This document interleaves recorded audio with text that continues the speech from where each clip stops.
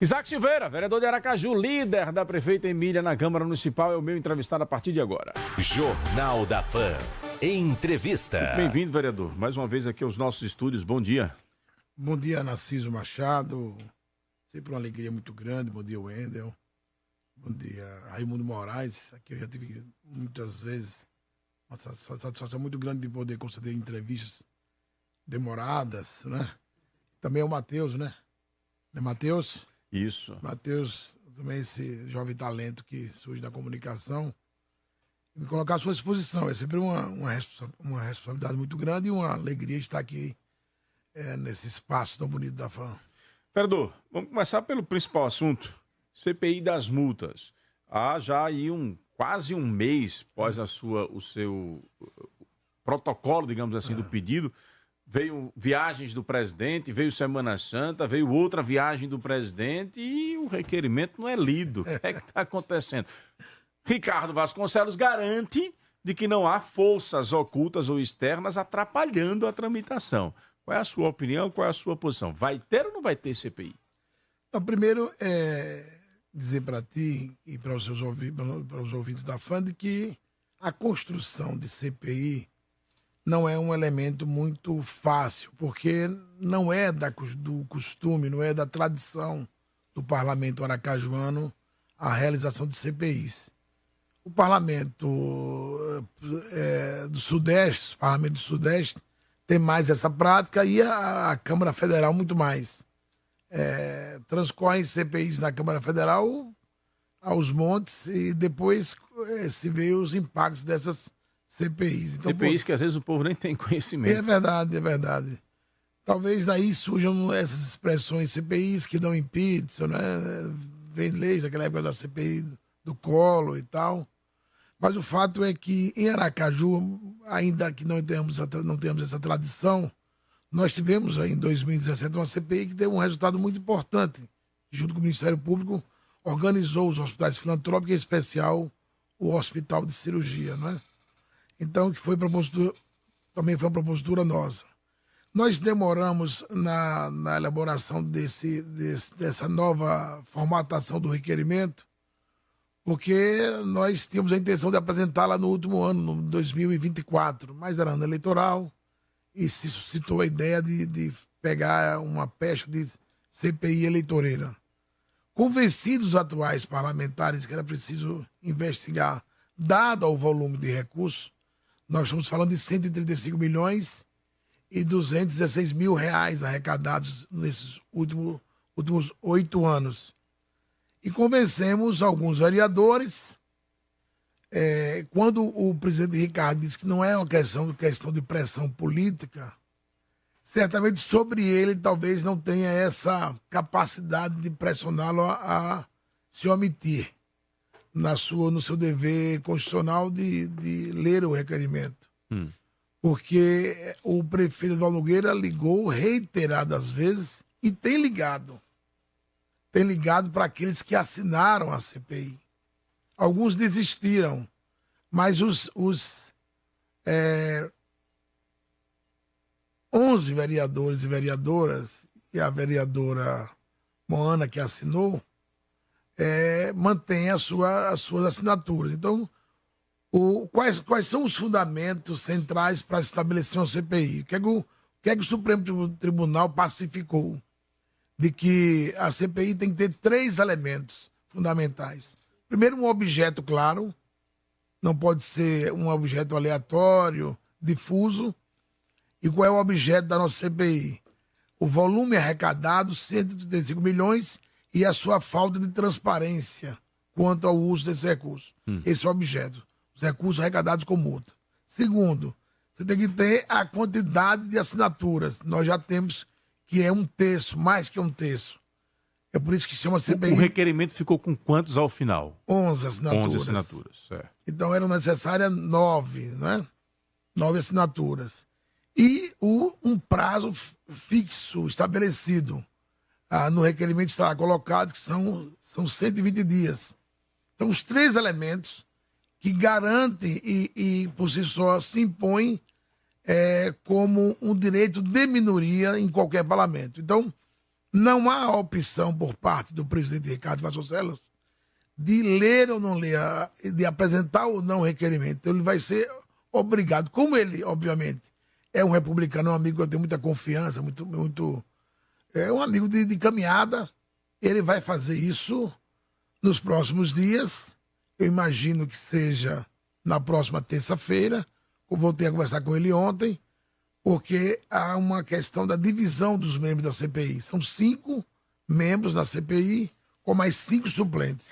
Ontem, na entrevista que nos concedeu, ele disse que ainda não tinha se aprofundado no requerimento, ainda não tinha tido tempo de poder ler com calma e com profundidade o requerimento para saber se ele estaria sob, digamos assim, os parâmetros legais, né? Se dentro dele estaria tudo conforme a legislação manda, e que nos próximos 15 dias ele estaria fazendo a leitura. E que tinha clareza de que, caso isso não acontecesse, existiam determinações legais, por exemplo, já do chamado direito de minorias nos parlamentos para a execução da licitação. Você acredita na implantação dela sem a necessidade de acionar a justiça? Piamente, completamente.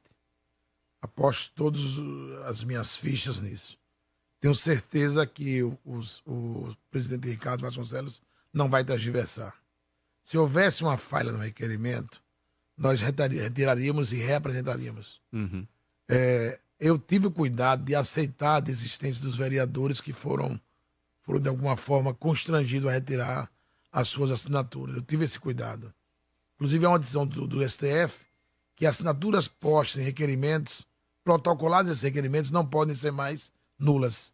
Mas eu tive cuidado de entender o fazer político de cada um e esperar as assinaturas suficientes, que seriam as 9, mas agora temos as 11 assinaturas. Então, portanto, eu tenho a convicção que Ricardo, é claro, está ouvindo outros setores, mas a postura de Ricardo Vasconcelos tem sido muito firme ao longo da história dele enquanto presidente e enquanto político, né? Daí ele ter tomado esse vulto, essa expressão na sociedade sergipana. É claro, ele é um pouco da herança de Nitinho. Nitinho, mesmo sendo um homem simples, de trato sim, mas foi um homem muito seguro em alguns momentos mais difíceis. Lembremos que as emendas impositivas nasceram com o vereador Nitinho enquanto presidente da Câmara. E o prefeito Edvaldo Nogueira era contra radicalmente. Nitinho segurou a pressão e garantiu que a Câmara tivesse hoje essa possibilidade. Então, Ricardo herda um pouco desse Nitinho e amplia essa visão de uma Câmara independente. Então, não tenho nenhuma dúvida sobre a sua postura. Ontem, na entrevista também, falando sobre a composição, o senhor falava aqui que era um pouco digamos assim, das questões que precisam ser superadas. Ele colocou que a composição da CPI é por partidos, indicação partidária, e que os partidos que possuem, portanto, maior bancada vão apresentar membros para esta CPI. Então, o PSD, o União Brasil e o PDT e a Rede PSOL são os partidos que possuem a maior bancada, então cada um indicaria um membro, e aí os demais partidos que compõem lá possuem, me parece, que o mesmo número de vereadores e estariam na dúvida agora de quem seria esse outro partido contemplado. Na sua análise, é isso mesmo, a composição, ou tem alguma divergência? Eu tenho uma divergência de fundo, ou seja, de concepção. Veja, imagine, o PSD não tem nenhuma assinatura na CPI. Perfeito, ele colocou isso, inclusive, dessa tese de... Ele não me lembro, não me recordo se ele colocou que exatamente foi o senhor quem fez esse levantamento de tese, mas ele colocou que existia um grupo com essa tese de que deveria compor a CPI quem assinou a CPI. Exatamente. Me parece um pouco desarrazoado você ter alguém participando de um processo que não concordou. Perfeito. Se você sentiu legitimamente, de alguma forma, impossibilidade de compartilhar, veja, nenhum dos membros da oposição assinou a CPI. Nenhum. Nem o vereador Batalha, nem Sônia Meire, nem Ana Barbosa, nem Camilo. Respeito completamente. A gente respeita o fazer de cada um. E o PSD também, nenhum deles assinou, nem o PDT também. Eu tenho certeza que esses colegas declinarão dessa possibilidade de fazer parte da CPI, e os partidos, como Podemos, que tem 2 nomes União Brasil, que tem 4 nomes, todos assinaram. O PRB do pastor Alex assinou. São 2 nomes dele também? Um nome. Um nome que é Alex. A rede, quem assinou foi o vereador Breno e a Tânata, que é a Tânata é de qual partido mesmo? Mobiliza. E o PL2 também pode fazer parte. Então, foi Lúcio Flávio e Moana. Então, essa divergência, digamos assim, ela cai na política mesmo. Numa visão política de composição. Cai na composição, eu penso assim, nós tivemos 2 CPIs na primeira legislatura de Edivaldo Nogueira. Uhum. Eu participei da CPI e propus a dos hospitais filantrópicos, e a CPI do lixo eu fui contrário, porque havia uma investigação do Ministério Público muito avançada.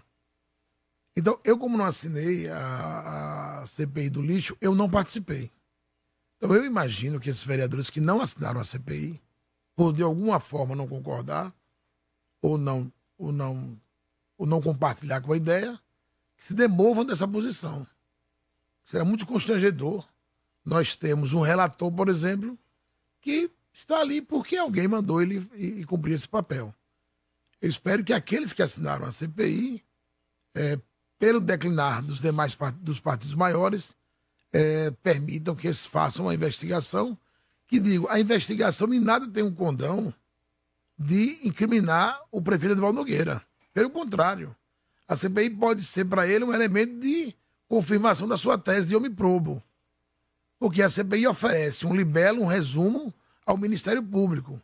E o mesmo pode oferecer denúncia ou não. A CPI não oferece denúncia. A CPI levanta os dados, tem a possibilidade de quebra de sigilo documental. A CPI municipal não pode quebrar sigilo telefônico nem sigilo bancário, mas pode aprofundar essa investigação. Eu só estou propondo essa CPI, só recolhemos as assinaturas, porque as informações vindas da SMTT, à época do então superintendente Renato Teles, foram pífias. Ele insistiu por diversas vezes em não informar. E eu disse ainda há um mês atrás, em uma conversa com o Nelson Felipe, pelo amor de Deus, não incorra na mesma falha. Publique os gastos onde foram utilizados os recursos com as multas. Multa não pode ser recurso para sustentar a máquina pública, na sua toda ampliação. Multa não é para pagar salário, multa não é para fazer obra. As multas estão disciplinadas no Código Brasileiro de Trânsito e na sua última resolução, para a política de trânsito. Pode-se comprar um semáforo? Pode. Pode-se comprar computadores para acompanhar o funcionamento do trânsito? Pode. Eu posso equipar toda essa SMTT? Não.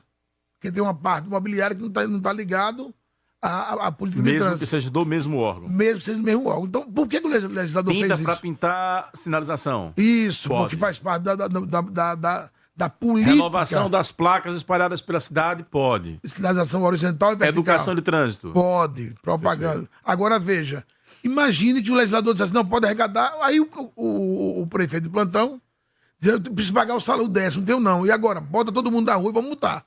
A gente arrecada 10 milhões e paga o 13º salário. Então, foi muito inteligente, foi muito perspicaz o Constituinte quando fez essas amarrações. E é isso que nós estamos querendo dizer. Não é só o desvio, no sentido de usar o recurso devidamente, é o desvio de finalidade. Quem comete desvio de finalidade em recurso público comete crime sério.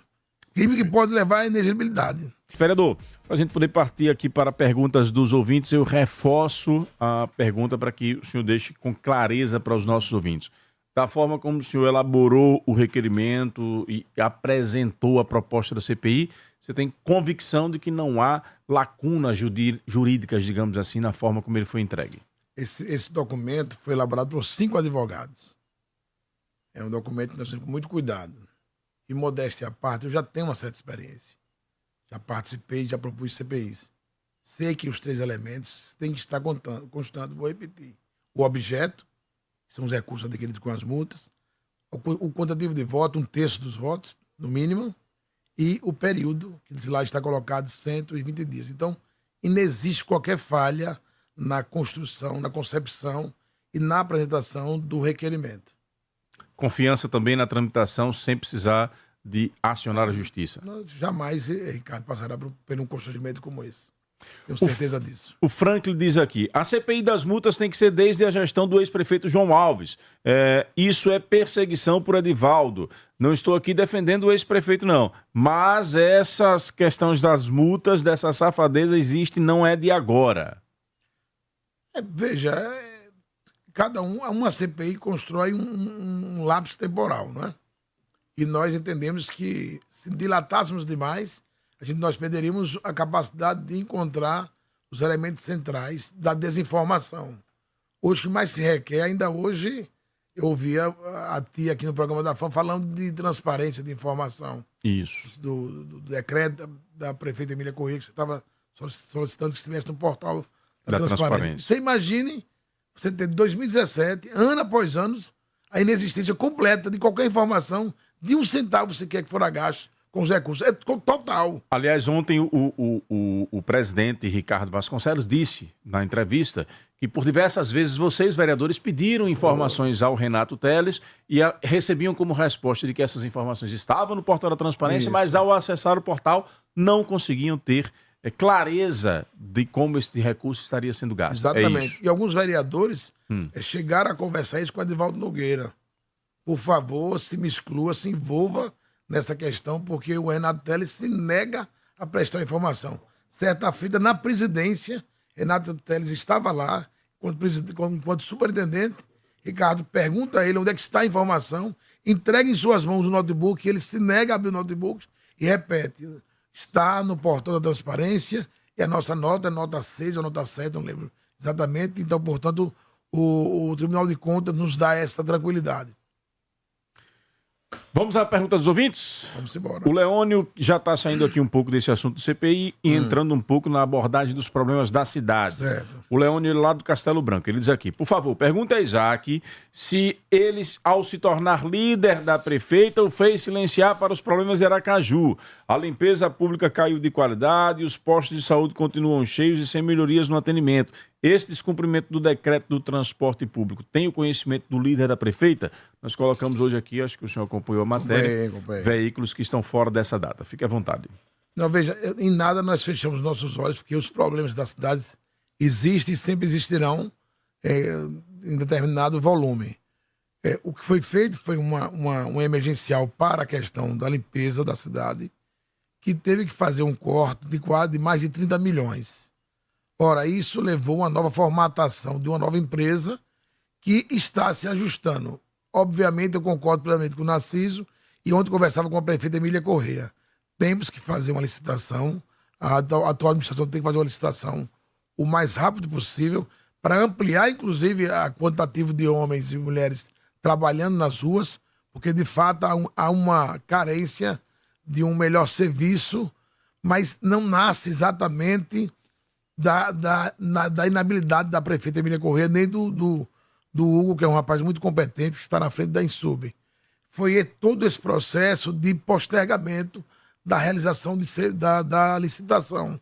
A gestão anterior dilatou e postergou por diversas vezes essa necessidade da licitação. A questão do transporte. Veja, eu acho que Nelson Brito colocou muito bem.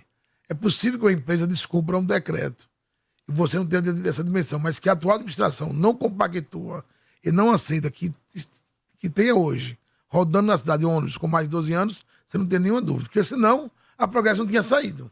Então qual o motivo da SMDT ou do próprio prefeita passar panos quentes? Não, certamente a denúncia será fiscalizada e será tomada as devidas providências.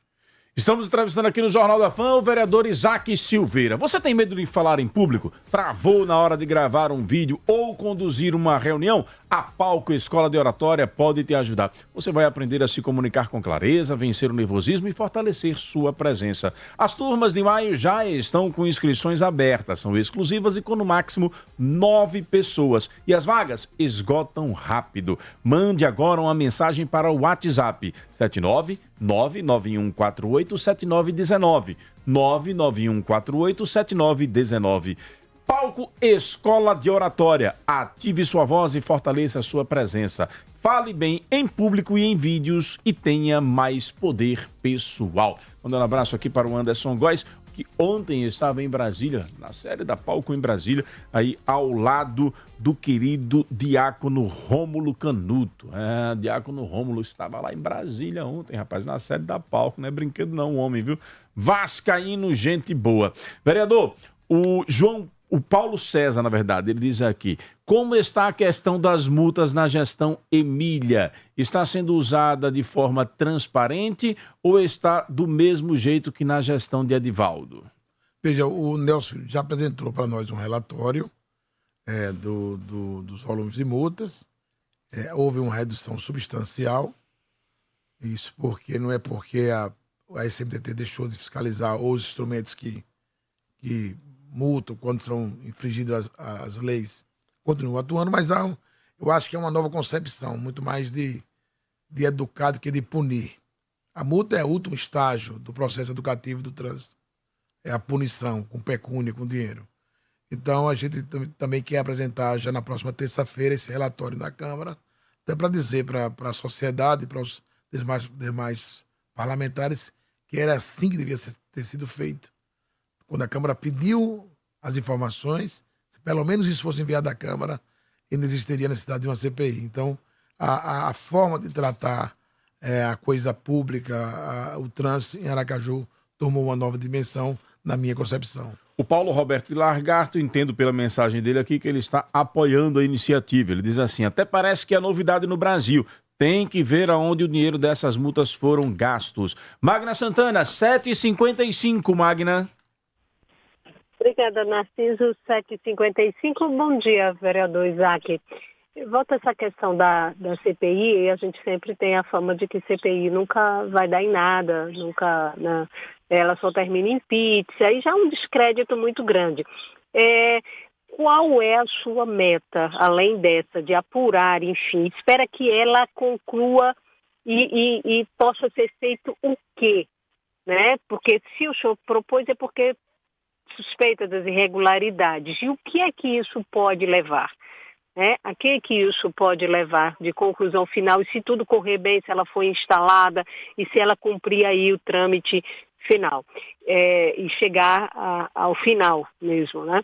E outro questionamento, André Moura é o candidato anunciado pelo governador, pré-candidato ao Senado. Como é que o senhor vê a intenção de Edivaldo Nogueira vir a ser o outro, tentar pleitear ser o outro candidato no agrupamento, e o senhor faz parte até desse agrupamento. Como é que o senhor analisa isso? Como é que o senhor acha que deve ser a escolha desse outro candidato? Temos Alessandro e, no caso aí, Edivaldo, que está pleiteando. Obrigado, Magna. Fique à vontade, vereador. Obrigado. Sempre uma satisfação falar com o Magna. Veja, a CPI ela tem a capacidade de aprofundar o olhar sobre as movimentações financeiras da SMTT.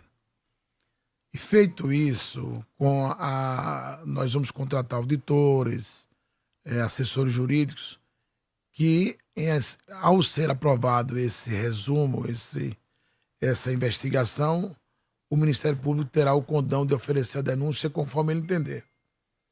Se vai ser desvio de finalidade, se vai ser outros tipos de crimes, quem vai poder estabelecer isso é o Ministério Público e não a Câmara de Vereadores. Deixar isso bem claro.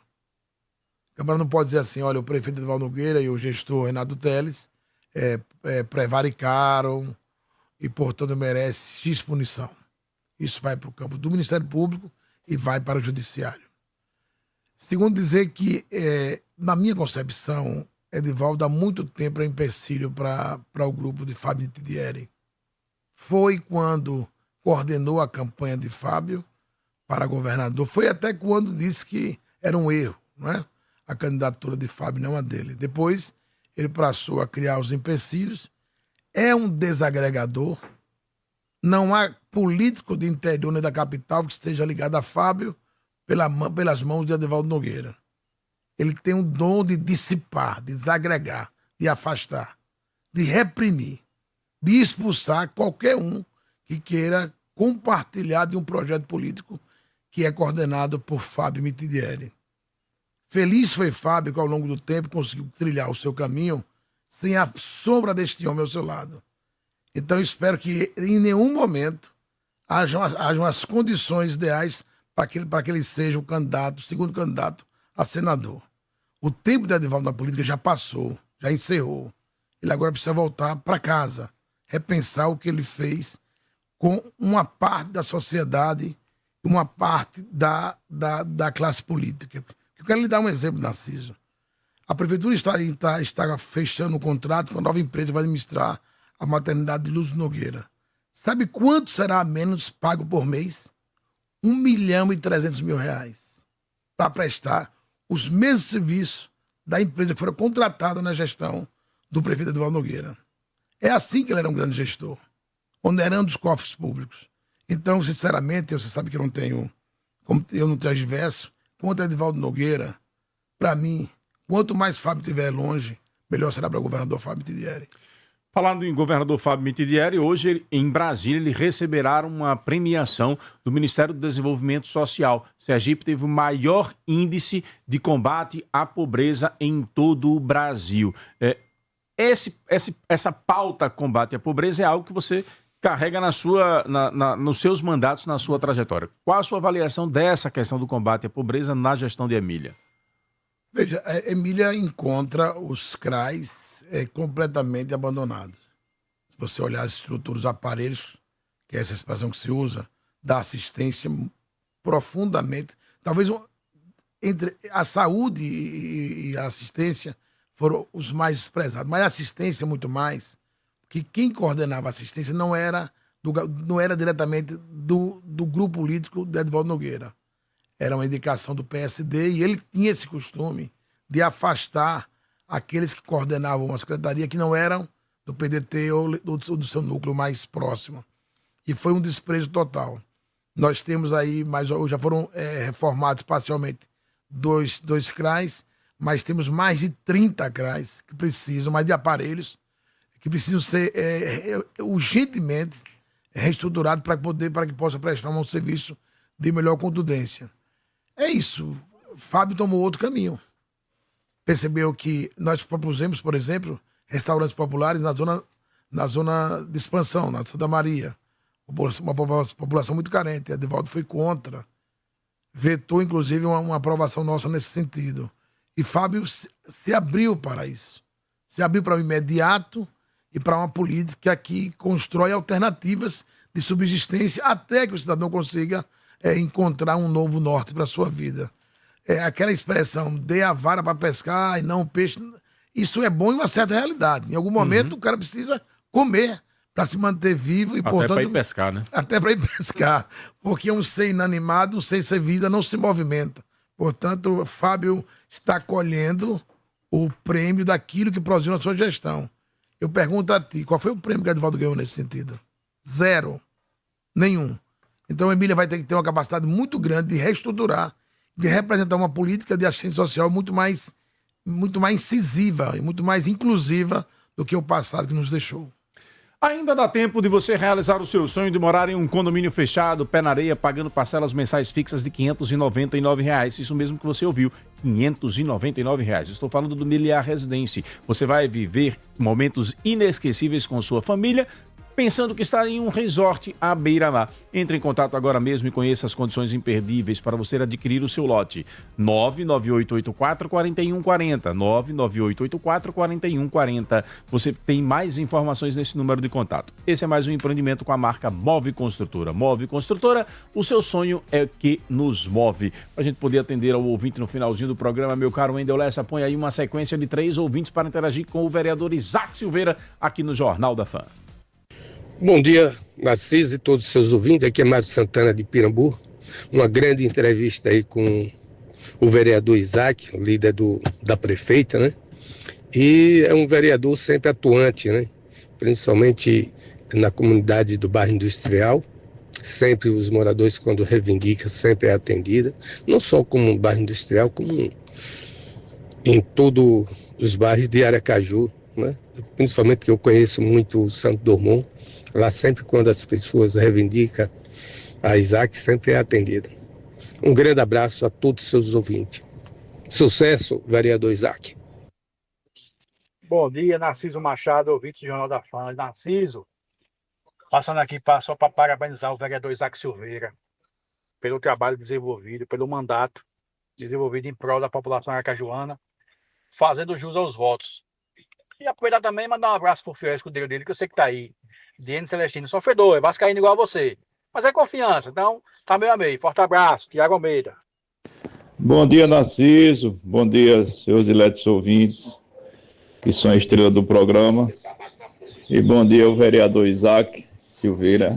Narciso, o que eu acho engraçado é essa oposição de Araque, que tanto cobra transparência, e quando se tem uma CPI, independente que lado seja, a CPI não é para investigação, aí, rapaz, fica tudo caladinho e se esconde. Interessante. Cadê a oposição da Câmara? Cadê, Narciso? Narciso? Ô, Narciso, cadê a oposição da Câmara? Narciso? Narciso, é a oposição da Câmara. Narciso, acorda a oposição da Câmara, Narciso. Ô, Narciso.